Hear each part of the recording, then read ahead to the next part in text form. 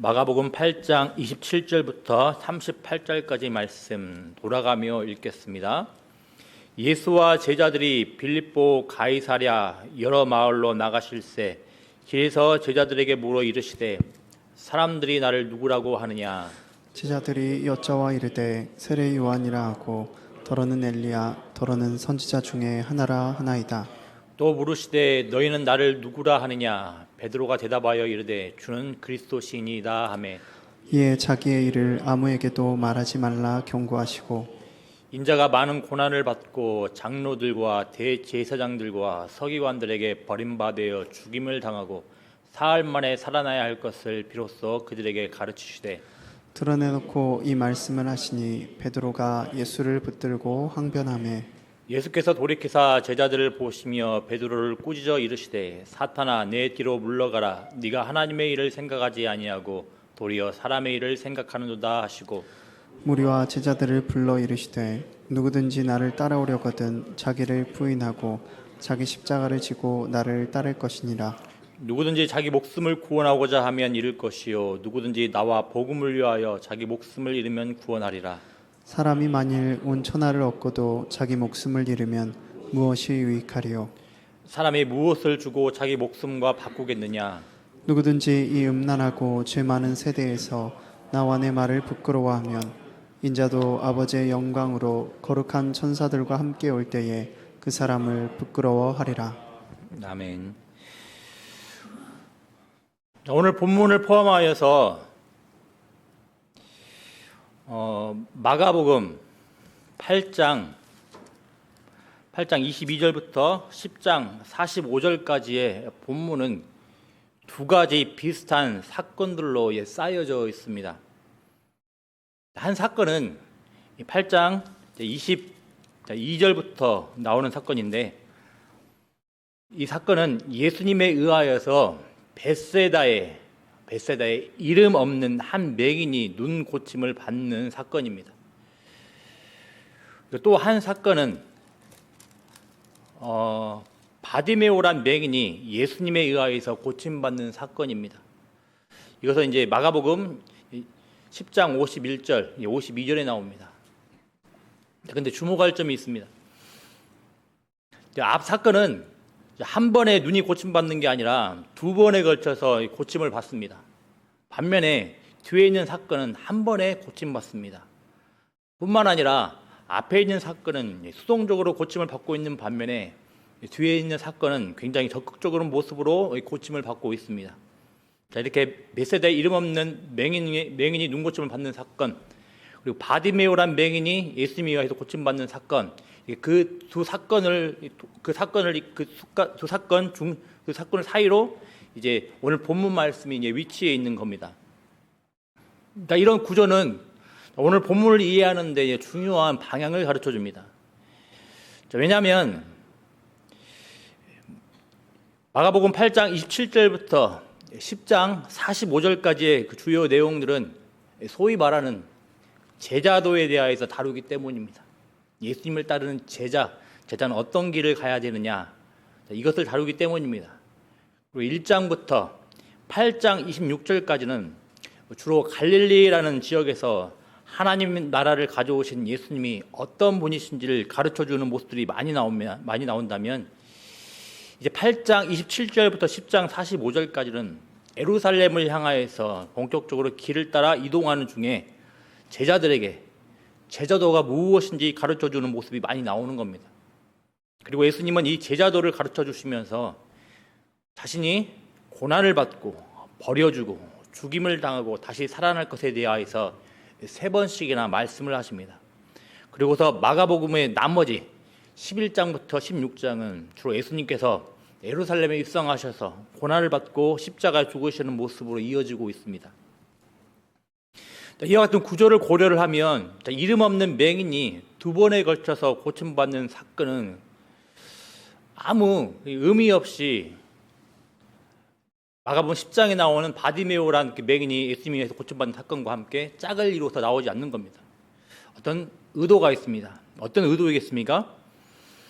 예수님을 따른다면서도 예수님을 따르는 것이 무엇인지, 즉 제자도가 무엇인지 제대로 모르고 오해하며 거부하는 제자들을 가리키는 겁니다. 아직 예수님이 어떤 분이신지 온전히 이해하지 못하고 있는 제자들의 모습을 벳세다에 이름 없는 한 맹인이 눈고침을 받는 사건을 가지고서 모델화시킨 겁니다. 아직 시간이 필요한 겁니다. 예수님에 대해서 알려면. 그래서 예수님께서 의도적으로 2번에 걸쳐서 고친 겁니다. 반면에 바디메오의 사건은 무엇을 의미하겠습니까? 맹인 바디메오의 모습을 통해서 앞으로 제자가 영적인 맹인 상태에서 벗어나 예수님을 따라가야 하는 제자들의 모습을 모델로 보여주신 겁니다. 맹인 바디메오를 통해서 마땅히 제자라면 기본적으로 지녀야 할 제자의 모습을 가르쳐주고 있는 셈인 겁니다. 이런 이유로 이 맹인 사건들의 중간에는 제자도가 무엇인지, 즉 예수를 따른다는 것이 무엇인지의 내용이 나옵니다. 이런 점들을 고려하여서 오늘은 예수님을 따른다는 것이 무엇인지 예수님의 말씀을 통해서 알아보고자 합니다. 첫 번째로는 진정한 그리스도, 진정한 왕은 예수님을 인정하는 겁니다. 예수님과 제자들은 빌립보 가이사랴 여러 마을로 지나가게 되었습니다. 그 지나가는 길에서 예수님께서 제자들에게 물었습니다. 잘 아시는 대로 사람들이 나를 누구라고 하느냐? 제자들은 이렇게 대답을 합니다. 세례 요한이라 하고 더러는 엘리야, 더러는 선지자 중에 하나라 하더이다. 이렇게 대답을 합니다. 자, 엘리야는 이 세상의 마지막 때에 하나님께서 이 악한 세상을 심판하시고 회복하시기 위하여서 메시아 전에 메시아에 앞서서 보내실 것으로 기대되어지는 사람입니다. 그래서 아주 놀라운 능력을 가지고 있고 놀라운 기적도 베푸는 인물입니다. 말씀 한번 찾아보겠습니다. 말라기서 4장 5절입니다. 그냥 화면 한번 그냥 띄워봐 주십시오. 말라기 4장 5절입니다. 같이 읽어보겠습니다. 보라, 여호와의 크고 두려운 날이 이르기 전에 내가 선지자 엘리야를 너희에게 보내리니. 아멘. 구약의 마지막 책인 말라기에서 그 여호와의 크고 두려운 날이 이르기 전에 내가 선지자 엘리야를 너희에게 보낸다고 이야기를 합니다. 이 엘리야의 역할로 온 자가 누구입니까? 세례 요한입니다. 세례 요한은 바로 이 엘리야와 같은 인물로서 이 세상 가운데 온 자입니다. 그리고 이런 분위기 가운데에서 사람들은 예수님을 이런 위대한 선지자 가운데 한 분으로 지금 말을 하고 있는 겁니다. 이런 사람들의 이런 기대를 확인한 예수님은 이제는 제자들에게 물어봅니다. 그러면 이제까지 나와 함께하며 나에 관한 많은 것을 듣고 보고 배운 너희는 나를 누구라 하느냐? 이에 제자들의 대표격이라 할 수 있는 베드로가 주는 그리스도십니다라고 고백을 합니다. 이것이 무엇을 의미합니까? 앞선 인물들도 위대하긴 하지만 예수님은 그들과 비교할 수 없는 특별한 분이시라는 겁니다. 이 죄악된 세상을 심판하시고 자신들을 구원하고 회복시키실 바로 메시아, 구원자 하나님의 아들 왕이라는 겁니다. 여기서 빌립보 가이사랴라는 지명을 주목해서 볼 필요가 있습니다.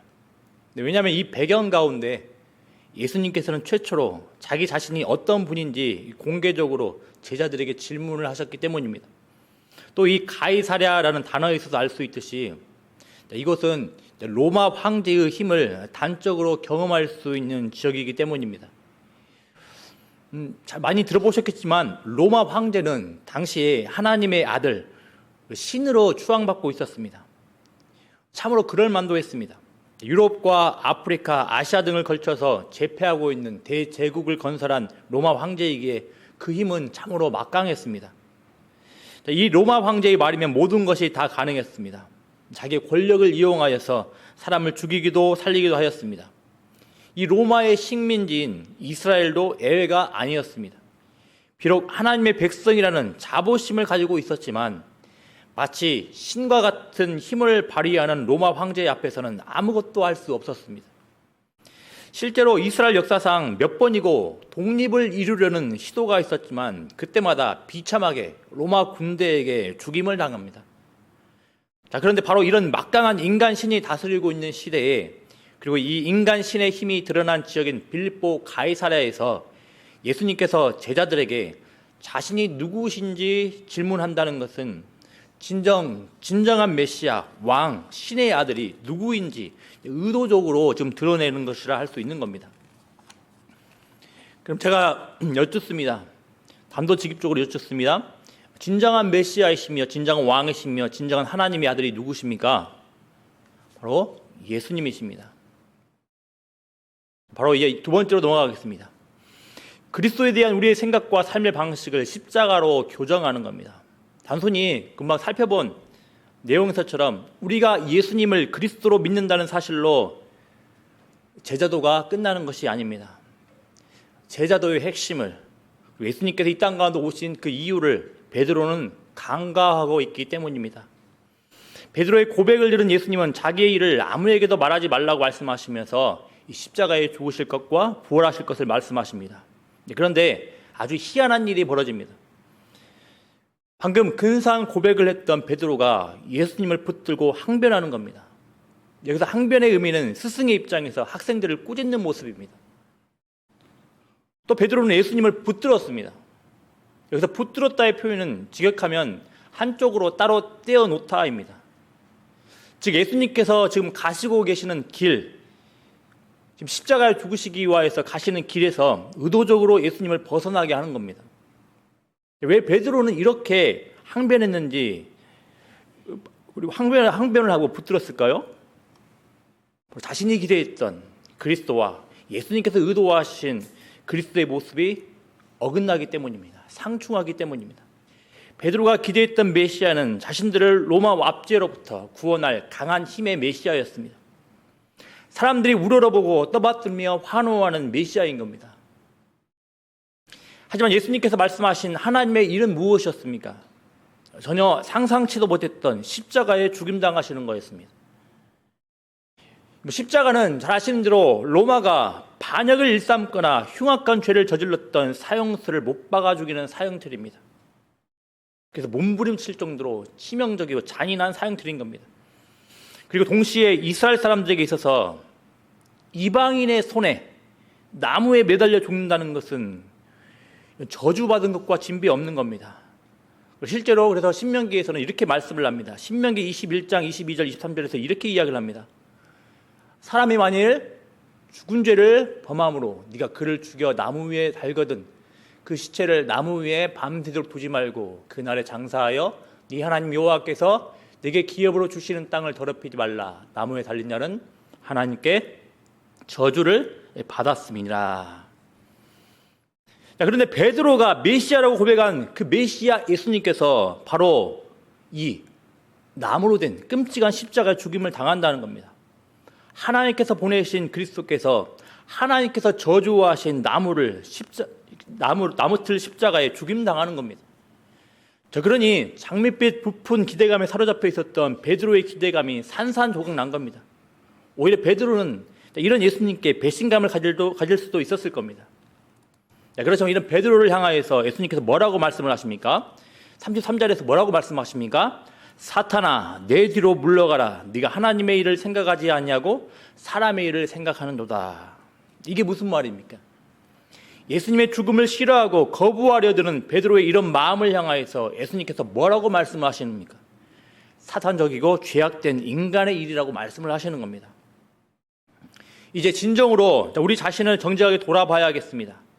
베드로가 가지고 있는 생각들은 우리들이 은근히 지니고 있는 생각들입니다. 그리스도는 하나님의 아들이시며 우리를 구원한 주님이시며 왕이십니다. 하지만 당대에나 지금에나 우리는 힘의 메시아, 힘의 주님, 힘으로 우리의 문제를 해결해 주실 주님을 기대합니다. 세상의 힘보다 더 강력한 힘을 가진 주님께 세상의 힘의 논리를 따라서 우리를 구원해 달라고 기도합니다. 우리는 하나님의 백성임에도 힘의 논리가 좌우하는 세상의 가치관에 오염되어 있습니다. 그리고 이런 가치관들은 우리의 삶의 방식에 강력한 영향을 미칩니다. 그리고 이 힘을 주는 수단들은 다름 아닌 돈들이 될 수 있으며 권력이 될 수도 있을 겁니다. 또 이 힘을 발휘할 수 있는 어떤 자리일 수 있을 겁니다. 어떤 좋은 직장이 될 수 있고 좋은 배경들, 이런 것들이 될 수 있을 겁니다. 그러면 여러분, 우리는 그리스도인 예수님께 무엇을 원하고 갈망하고 있습니까? 그저 이 세상에서 세상의 방식을 따라 힘을 가지고 우리가 원하는 욕망을 성취하며 우리가 바라는 꿈을 이루어가는 것입니까? 예수님 믿었더니 하는 일도 슬슬 풀리고 자녀들의 앞길은 잘 열리는 것 같고, 예수 믿었더니 아무 마음의 동요도 없이 심령이 고요하고 평안하십니까? 예수 믿어도 이런 일들이 마냥 항상 이루어지지 않는다는 것은 그 누구보다도 잘들 아시지 않으십니까? 여러분, 꼭 기억을 해야 되겠습니다. 우리는 이 세상의 힘의 논리 방식에 따라서 예수님의 힘을 빌려 높아지고 힘을 얻으려고 신앙생활을 하는 게 아니라는 겁니다. 오히려 예수님은 이런 생각들을 품고 살아가는 방식들을 깨뜨리러 오셨습니다. 그리고 이에 대한 해결책은 바로 십자가인 겁니다. 34절에 그래서 무엇이라 말씀하십니까? 누구든지 나를 따라오려거든 자기를 부인하고 자기를 십자가를 지고 나를 따를 것이니라, 이렇게 말씀을 하는 겁니다. 근데 무슨 말입니까? 우리가 세상의 논리를 따라 기대하고 갈망하고 있는 예수님에 대한 생각들을 접으라는 겁니다. 못 박으라는 겁니다. 더 이상 나 자신의 생각들을 주장하지 말고 예수님을 따르라는 겁니다. 이 정도로 언급을 하니 따를 만하다고 생각들을 하고 계시는지 모르겠습니다. 하지만 이 예수님의 이 요구는 사실 살떨리는 것이며 곧 우리의 목숨까지도 포기하는 각오가 필요한 요구를 할 수 있을 겁니다. 역사적인 고증을 이게 한 내용들을 보면 그 당시에는 길거리엔 십자가 처형으로 된 시체들이 일렬로 쭉 세워져 있었다고 합니다. 생각해 보십시오. 십자가에 못 박힌 시체 몇백 구가 내가 지나다니는 길거리에 있다고 한번 생각을 해보십시오. 교회에 오는 이 골목에 십자가에 죽임당한 시체가 가득가득하다는 것을 한번 생각해 보십시오. 그것들 날마다 우리가 본다고 생각을 해보십시오. 로마가 공포심을 심어주기 위하여서 이렇게 십자가 처형을 공개적으로 하고 공개적으로 시체를 전시한 겁니다. 그러니 예수님의 말대로 자기를 부인하고 자기의 십자가를 지고 따른다는 것은 제자들에게 아주 섬뜩하며 무서운 마음을 들게 했을 겁니다. 여러분, 예수님의 이 강력한 요구 앞에서 우리 자신을 매일매일 세우시는 은혜가 있기를 바랍니다. 세상의 논리와 힘의 논리를 따르려는 우리의 생각과 삶의 방식들을 저버려야 할 때 매우 고통스럽고 힘이 들 겁니다. 행복한 삶과는 거리가 멀어 보이는 예수님의 요구를 따라서 십자가를 지는 삶이 때로는 어리석게 보일 것입니다. 하지만 이 길이 생명의 길이며 이 길을 갈 때 수치를 당하지 않을 것이라고 분명하게 말씀을 하고 있습니다. 세상이 요구하는 그리스도의 방식이 아니라 예수님께서 직접 말씀하시고 요구하시고 십자가 달리신 그리스도의 방식을 따르십시오. 그래, 세상의 가치관과 방식을 따라서 예수님을 따르고 있다면 이것은 아직 분명히 봐야 할 것을 보지 못하고 있는 이름 없는 맹인과 같은 겁니다. 우리는 마땅히 봐야 할 것들을 볼 수 있는 바디메오의 모델을 따라야 하는 겁니다. 특별히 그저 어쩔 수 없이 상황이 그러니, 환경이 그러니 내 자존심 때문에 억지로 십자가를 지고 따라가는 것은 지양을 하십시오. 31절을 보시길 바랍니다.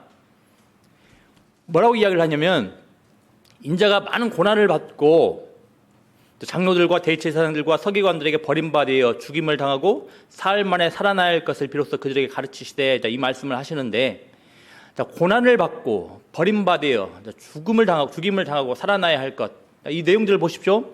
가운데 있는 내용, 버림받아 그리고 죽음을 당하고라는 내용들이 누군가에 의해서 행해진 것들이기 때문에 예수님께서 환경 때문에 어쩔 수 없이 이런 고난의 길, 십자가의 길을 선택하신 것처럼 보인다 할지라도 시작 부분인 인자가 고난을 받고 그리고 끝을 맺는 부분, 살아나야 할 것들, 이 부분들은 능동태입니다. 능동태입니다. 예수님께서 주도적으로 행하신 거라는 겁니다. 이 사실들은 예수님께 주어진 고난의 길을 자신의 의지를 가지고 스스로 선택하시고 나아가셨다고 봐야 하는 겁니다. 그래서 히브리서 12장 2절에서도 이렇게 말을 합니다. 믿음의 주요 또 온전하시게 하시는 이인 예수를 바라보자. 그는 그 앞에 있는 기쁨을 위하여 십자가를 참으사 부끄러움을 개의치 아니하시더니 하나님 보좌 우편에 앉으셨느니라, 이렇게 이야기를 합니다. 예수님께서 요구하시는 자기 부인의 길, 십자가를 지는 삶, 예수님을 따르는 삶은 궁극적으로 기쁨의 길이지 어쩔 수 없이 끌려가는 길이, 수동적으로 나아가는 길이 아니라는 겁니다.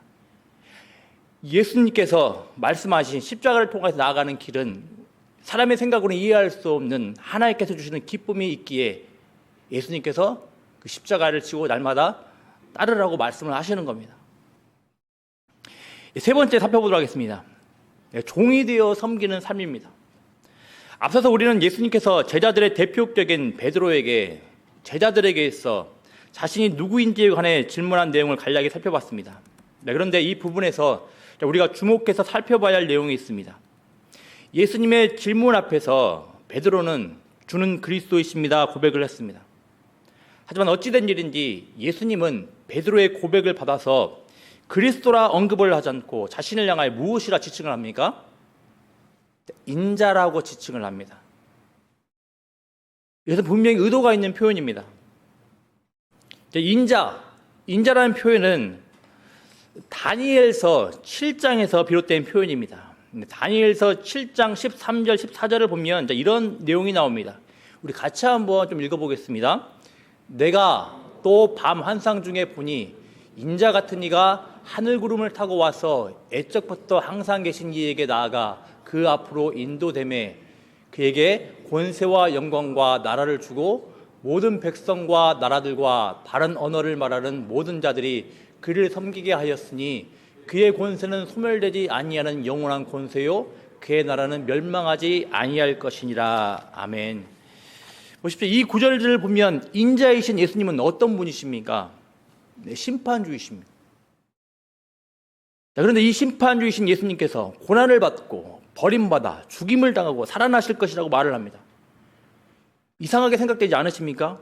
심판주이신 인자이신 예수님께서 고난받아 죽을 것이라는 사실 굉장히 이상해 보입니다. 심판받는 자들이 고난받고 죽는 것이 합리적인데 오히려 심판주이신 예수님께서 십자가를 통하여서 지금 죄악의 권세를 깨뜨리신다는 그 역설을 지금 보여주시고 있는 겁니다. 심판주이신 예수님께서 십자가를 통하여서 우리를 섬기셨다는 사실을 보여주며 십자가를 통하여서 많은 사람들의 대속물이 되었음을 알려주는 것을 알 수 있을 겁니다. 또 동시에 인자가 고난받아 버림받아 죽임당한다는 예수님의 말씀은 우리의 삶의 방식을 보여주는 것이기도 합니다. 이제 십자가 처벌이 기다리고 있는 예루살렘에 들어가기에 앞서서 제자들이 가야 할 모델을 가리키는 바디메오 바로 이야기 앞에 제자도의 마지막 구절 그리고 마가복음의 핵심 구절이라 할 수 있는 45절에서 이렇게 이야기를 합니다. 잘 아시는 대로 인자가 온 것은 섬김을 받으려 함이 아니라 도리어 섬기려 하고 자기 목숨을 많은 사람의 대속물로 주려 함이니라 이렇게 말씀을 하십니다. 그리고 그 앞에 있는 44절에서 이렇게 예수님께서 말씀하십니다. 너희 중에 누구든지 으뜸이 되고자 하는 자는 모든 사람의 종이 되어야 하리라 이렇게 말씀을 하시는 겁니다. 종이 되는 모습과 예수님께서 이 땅 가운데 오셔서 대속물이 되어 죽임당하신 그 사건을 연결하고 있는 겁니다. 그러니 지금 제자들의 삶의 방식이 종의 모습으로 당연히 지금 나아가는 것은 마땅한 겁니다. 여기서 세상의 논리, 힘의 논리가 작동하지 않고 있습니다. 오히려 힘의 논리에 따르면 종으로서 섬기는 모습은 어리석게 보일 뿐입니다. 하지만 너무나도 명확하게도 이 어리석게 보이는 이러한 삶의 방식이 예수님의 방식임을 우리가 배우게 되는 겁니다. 여러분, 자기 부인하며 십자가를 지고 예수님을 따라가고 계십니까? 자, 그런데 종이 되어 섬기는 삶의 모습이 없이 오히려 힘의 논리에 따라서 우월의식을 지니면서 옆에 사람들을 은근히 무시하며 가는 삶을 살고 있지 않으십니까? 이런 면에서 저는 어찌 보면 아직 계자의 삶에 있어서 한참 부족하다 할 수 있을 겁니다. 이런 면에서 목사라고 해서 직분이 중하다고 해서 신앙 연차가 있다고 해서 그 사람이 꼭 예수님을 올바르게 잘 따르고 있다고 볼 수도 없을 겁니다. 오히려 신앙 연차가 적다 하더라도 직분이 없다 해도 여러 가지 교회에서 하는 일이 적다고 할지라도 그 사람이 십자가 정신을 기억을 하며 종이 되어 신실하게 성도들을 섬기고 교회를 섬기고 있다면 그 사람이 예수님을 올바르게 따라가고 있는 거로 볼 수 있는 겁니다. 직장에서도 학교에서도 이웃들 간에도 마찬가지입니다. 우리가 사도신경의 내용들을 세련되게 설명한다 한들 그 성경에 있는 내용들을 유창하게 밖에 있는 사람들에게, 예수 믿지 않는 사람들에게 설명한다 한들 많은 경우에 우리의 이웃들은, 우리의 직장 동료들은, 우리의 학교 친구들은, 그 밖에 많은 사람들은 잘 이해하지 못합니다. 그들이 우리들에게서 가장 명확하게 볼 수 있는 것은 우리가 예수님을 진정한 주님이시며 그리스도 왕으로 인정하며 세상의 논리와 힘의 논리를 따르지 않고 예수의 길을 묵묵히 기쁘게 따라가는 모습들입니다. 그들이 우리에게 가장 명확하게 볼 수 있는 것은 심판주이신 예수님께서 종이 되어 섬기셨다는 놀라운 진리 앞에서 우리 또한 종이 되어서 주변 사람들을 겸손하게 섬기며 나아가는 모습들일 겁니다. 말씀을 끝맺겠습니다. 지난 시간에는 사단의 주요 타겟은 교회의 다음 세대임을 살펴봤습니다. 그래서 다음 세대에 타격을 심각하게 줄 때 교회가 바로 성장하지 못할 것임을 사탄은 잘 알고 있기 때문입니다. 그 중에서도 사탄은 다음 세대들이 예수님을 만나지 못하도록 극렬하게 방해함을 살펴봤습니다. 이를 위해서 대놓고 압박을 주는 경우도 많지만 무엇보다도 예수님을 왜곡된 방식으로 믿도록 거짓 가르침을 퍼뜨리는 경우가 많습니다. 그냥 좋은 예수님, 그냥 우리들에게 친절하게 잘 대해주는 예수님, 이런 예수님들 얼마든지 괜찮습니다. 하지만 성경에서 말하는 그 예수님에 대하여서 바르게 전하는 것을 극렬하게 방해를 합니다. 성경에서 말하는 예수님을 만나는 것을 극렬하게 방해를 하고 회방을 한다는 겁니다. 아이들의 꿈과 그저 소망을 이루어주시는 예수님, 아이들을 훌륭한 사람이 되도록 도와주시는 예수님으로 자 이렇게 얼마든지 허용합니다. 그렇게 살아가게 합니다. 하지만 오늘 본문에서 예수님이 가리하던 그리스도의 방식을 가로막으며 항변하던 베드로는 훗날 베드로전서를 이렇게 기록을 하게 됩니다. 뭐라고 기록을 합니까? 베드로전서 1장 18절 19절에서 이렇게 이야기를 합니다. 너희가 알거니와, 같이 읽어보겠습니다. 너희가 알거니와 너희 조상의 물려준 헛된 행실에서 대속함을 받은 것은 은이나 금같이 없어질 것으로 된 것이 아니요 오직 흠없고 점없는 어린 양 같은 그리스도의 보배로운 피로 된 것이니라. 아멘. 보십시오. 오늘 본문에서 예수님이 가리하던 그리스도의 방식을 가로막으며 항변하던 베드로는 훗날 베드로전서를 통해서 이렇게 기록을 하는 겁니다. 그런데 놀랍게도 이름 모를 맹인처럼 아직 봐야 할 것들을 보지 못했던 베드로는 베드로전서에서 자신이 그토록 멸시하고 피하려고 했던 예수님의 십자가를 통해서 아까 그 말씀을 고백을 한다라는 겁니다. 사단은 이렇게 베드로가 정말로 다시 예수님에 대해서 바른 시각을 가지고서 예수님이 진정 어떤 분이신지 만나는 것에 대해서 회방하고 방해합니다. 우리 아이들이 이 예수님에 대해서 만나고 체험하는 것을 방해하고 회방을 한다는 겁니다. 그 예수님에 대해서 바른 가르침을 받도록 회방을 하고 자꾸 방해를 한다는 겁니다.